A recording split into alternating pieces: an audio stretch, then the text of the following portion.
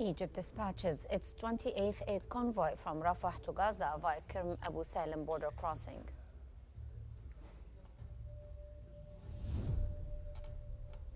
Egypt extends condolences to Sudan over victims of landslides in Darfur.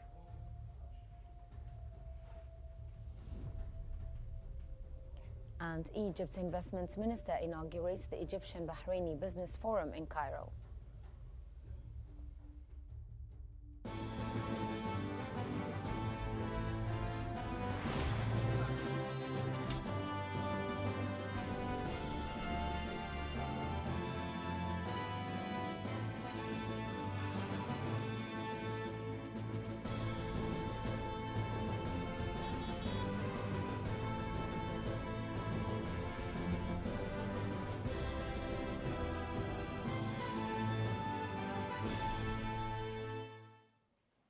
Egypt has dispatched its 28th humanitarian aid convoy to the Gaza Strip under the Zad al-Izza, or Provision of Honor from Egypt to Gaza initiative.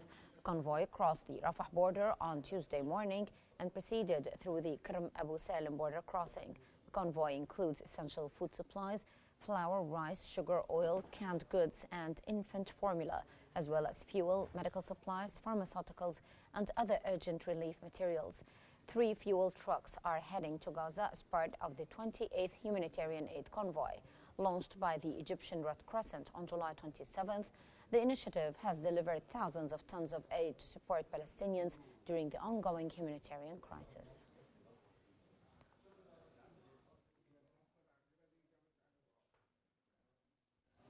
Egypt has extended its sincere condolences to Sudan following the devastating landslides in the Darfur region that claimed hundreds of lives. In a statement, the Egyptian Ministry of Foreign Affairs expressed deep sympathy to the Sudanese government, leadership, and people, affirming Egypt's full solidarity during this tragic time and offering heartfelt condolences to the victims' families.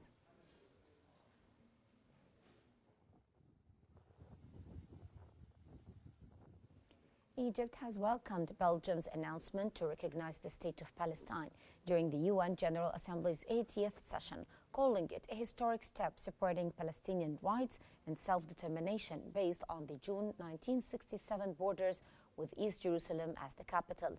In a statement by the Foreign Ministry, Egypt emphasized this decision alongside similar recent recognitions as a clear expression of broad international backing for Palestine's legitimate aspirations and a rejection of Israel's aggressive policies undermining peace and international law.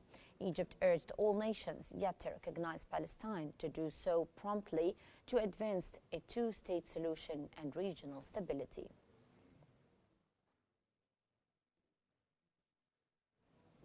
Egypt has strongly condemned Israel's ongoing military aggression in Gaza, criticizing Tel Aviv's failure to respond to a ceasefire proposal jointly offered by Egypt and Qatar. In a statement, Egypt's foreign ministry said that Israel's silence reflects a lack of will to de-escalate and restore peace, instead signaling an intent to continue attacks on innocent civilians amid a harsh blockade. Cairo denounced Israel's violations of international humanitarian law and its expansion of settlements in Palestinian territories, warning that such actions worsen regional instability and derail efforts towards a two-state peace solution supported globally. Egypt warned that Israel's aggressive stance risks further escalation and conflict, undermining international efforts to end the Gaza war.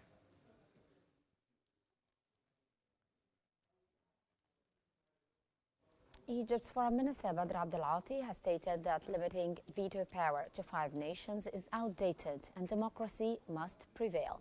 Speaking at Slovenia's Blood Strategic Forum, he stressed the urgent need to revive global multilateralism, noting that this cannot occur without UN Security Council reform. Abdel-Ati warned that declining global support for multilateralism is dangerous, citing Africa's exclusion from the Council as a major obstacle. He condemned Western and international silence on Gaza, urging the world to reject genocide. And this is extremely important because now we have different challenges. No single Meanwhile, Egyptian Foreign Minister Badr Abdelati met with IAEA Director General Rafael Grossi during the Blood Strategic Forum in Slovenia to discuss regional nuclear diplomacy and bilateral cooperation. The talks focused on Egypt's diplomatic efforts to ease regional tensions and help revive stalled negotiations between Iran and the United States, especially in light of the recent UN sanctions activity. Abdelati emphasized Cairo's push for dialogue and a balanced resolution that supports regional stability. The two also discussed Egypt's expanding use of peaceful nuclear energy, particularly through the Daba nuclear power plant project. Abdelati underscored Egypt's commitment to working closely with the IAEA to uphold international standards in nuclear safety and security.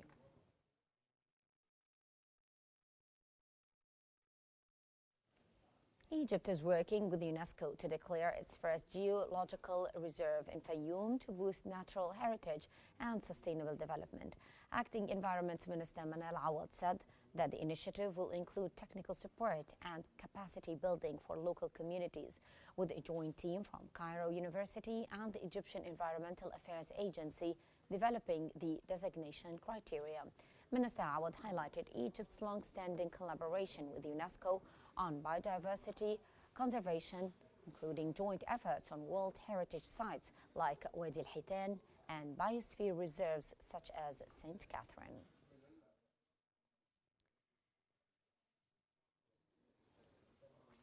Egypt has been ranked 24th globally among the best travel destinations for 2025 by American magazine Sea World. The ranking, based on feedback from over 295,000 participants, marks the highest engagement in the magazine's history. Regionally, Egypt stands second in the Arab world behind the United Arab Emirates and ranks second in Africa after South Africa. Egypt's ranking highlights its rising popularity as a prime destination for cultural tourism, historical sites, and unique travel experiences, reinforcing its status as a major global tourist hub.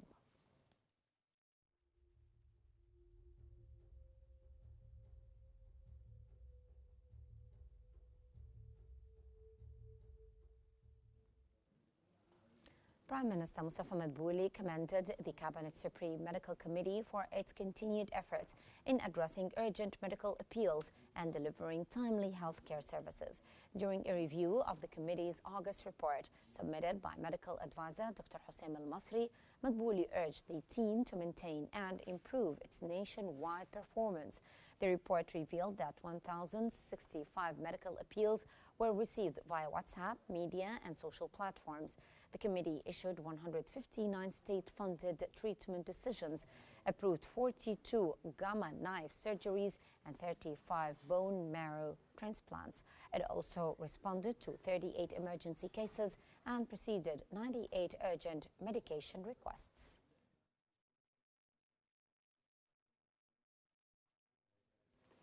Egypt has installed a cutting-edge air purification system inside the Great Pyramid of Khufu for the first time, aiming to protect its delicate chambers and improve the visitor's experience.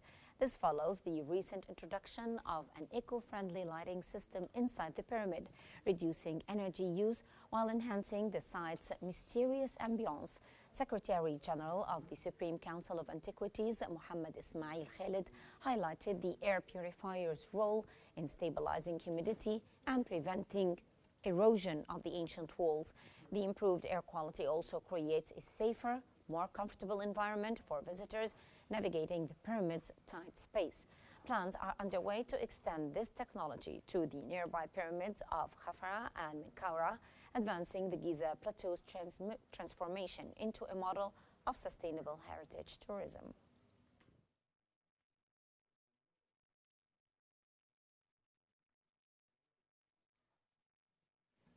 Egypt's Minister of Local Development and Acting Minister of Environment, Manal Awad, has issued a decision regulating wild bird hunting across several governorates to ensure sustainable and legal practices. The decision permits hunting specific birds like quail, turtle doves, and summer thrush from September the 1st to November 15th, 2025 in northern Sinai, Port Said, Damietta, Dakhila, Kafr al-Sheikh, Bahariya, Alexandria, and Marsa Matruh under strict conditions and permits. The law prohibits hunting inside nature reserves using sound devices and setting nets closer than 200 meters from the shore, except for national projects. Hunters must release protected species and report sick birds for care.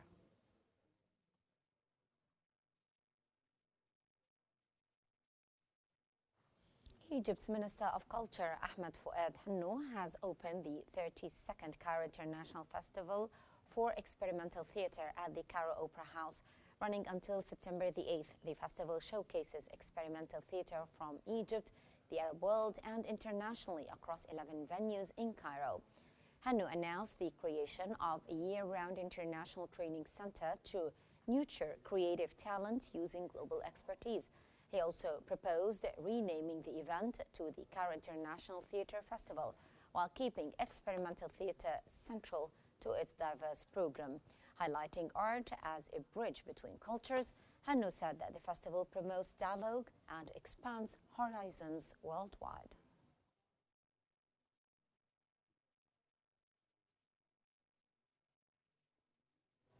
Egypt's Ministry of Petroleum and Mineral Resources has announced the signing of two important MOUs with the United Arab Emirates International Resources Holding (IRH) to strengthen collaboration in the petroleum and mining sectors. The first MOU between the Egyptian Mineral Resources Authority (EMRA) and the IRH provides technical support for Egypt's airborne survey project, aimed at exploring mining opportunities. It also includes the launch of a modern digital platform for easy access to survey results. The second MOU, signed by the Egyptian General Petroleum Corporation (EGPC) and IRH, focuses on securing commercial financing for crude oil, LNG, and other petroleum products, aiming to reduce financing costs with competitive rates.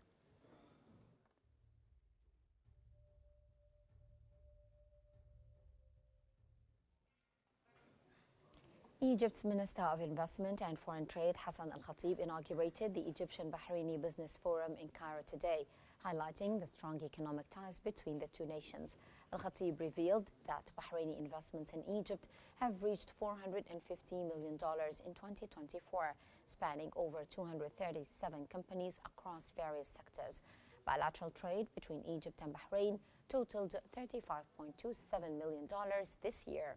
The minister emphasized Egypt's remarkable rise, ranking first in Africa and ninth globally for foreign direct investment inflows in 2024. Al-Khatib praised Bahrain's expertise in financial services, energy, and specialized industries, calling it an ideal partner for economic integration and innovation.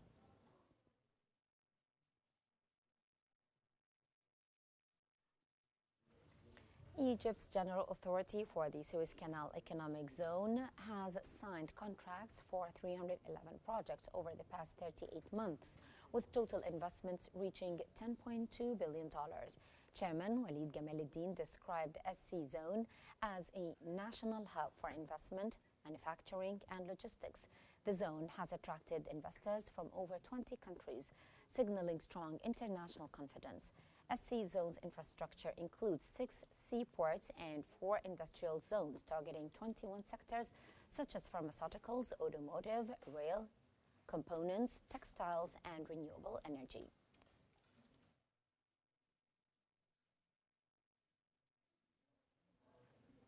Egypt Gas has reported a net profit after taxes of 209.18 million Egyptian pounds in the first half of 2025, up from 167.61 million Egyptian pounds in the same period last year. Founded in 1983, Egypt Gas has been a key player in distributing natural gas nationwide, serving households in various industries such as aluminum, steel, sugar, paper, and brick manufacturing. The company also launched the region's first natural gas station in 1996. Expanding beyond Egypt, Egypt Gas opened an office in Abu Dhabi in 2019 and recently started customer services in Kuwait, strengthening its footprint across the Arab world.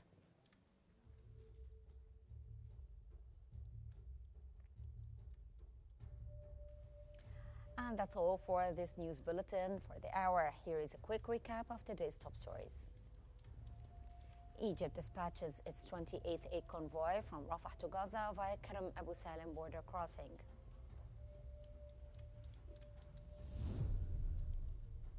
Egypt extends condolences to Sudan over victims of landslides in Darfur.